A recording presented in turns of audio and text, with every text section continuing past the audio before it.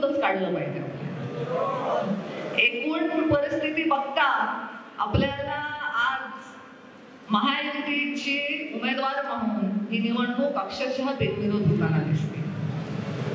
महायुतीची उमेदवार म्हणजे कारण भारतीय जनता पार्टीचे संस्कार आहेत, स्वतःचं नाव उमेदवार म्हणून डिक्लेअर करायचं नाही.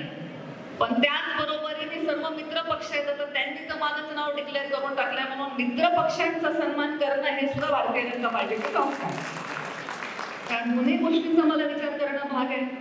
तुम्ही म्हणत असाल मी उमेदवार तर मी उमेदवार म्हणलाच आहे होता ऑलरेडी, त्यामुळे बदल होऊ शकत नाही त्याच्यामध्ये. आणि ते सगळं ऑन एअर गेलेलं आहे. या बीड जिल्ह्यामध्ये जो प्रमुख उद्योग आहे एक राजकारण, त्याच्या खालोखाल जो दुसरा प्रमुख उद्योग आहे तो म्हणजे पत्रकारिता. तर त्या सर्व पत्रकारांनी आता हे नोंद घेतलेली आहे ह्याची, त्यामुळे एकूण ते शिक्कामोर्तब झालेलं आहे असं म्हणायला हरकत नाही. आज इथे बोलत असताना माझ्या मनामध्ये आणखीन एक प्रश्न पडलाय, त्याचंही उत्तर तुम्हीच द्या. खरं बोलायचंय का बरं बोलायचं,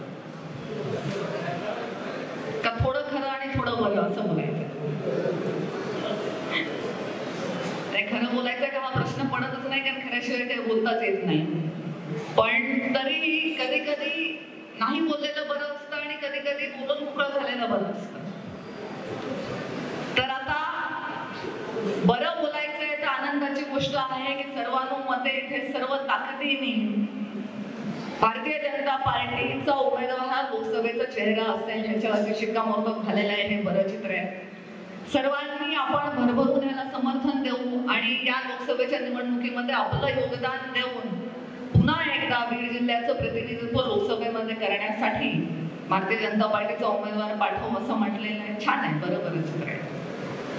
आता खरं चित्र सांगते. खरं चित्र ह्याच्यासाठी सांगते की मी ऐकते सगळ्यांची भाषणं आणि धोंडे साहेबांनी जेव्हा म्हटलं की माझा पहिल्याचा 2014चा विक्रम पण आपण मोडीत काढू, नवा विक्रम स्थापन करू, आनंद झाला, टाळ्या पडल्या.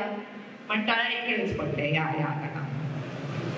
मग आणखी कोणी काय म्हणतंय तर मी ऐकतेय तर जेव्हा हॅट्रिक होईल, पुन्हा मी निवडून येईल, पुन्हा मी संसदेत जाईल, असे विषय जेव्हा येत आहेत आणि त्यांना टाळ्या मिळत आहेत, त्या टाळ्या ह्या ठराविक गटातून येत आहेत. आता खरं बोलण्याचा विषय असा आहे की आपण जेव्हा अनेक पक्ष एकत्र येऊन एका निवडणुकीमध्ये एकत्र काम करणार असतो त्यावेळी फक्त मंचावर बसलेल्या लोकांनी ठरवून जमत नाही. जोपर्यंत तुम्ही सगळे ते मनावर घेणार नाही तोपर्यंत त्याच्यामध्ये सुसूत्रता येणार नाही. अनेक प्रश्नांची उत्तरं या ठिकाणी देण्यात आली, अनेक प्रश्नही विचारले गेले.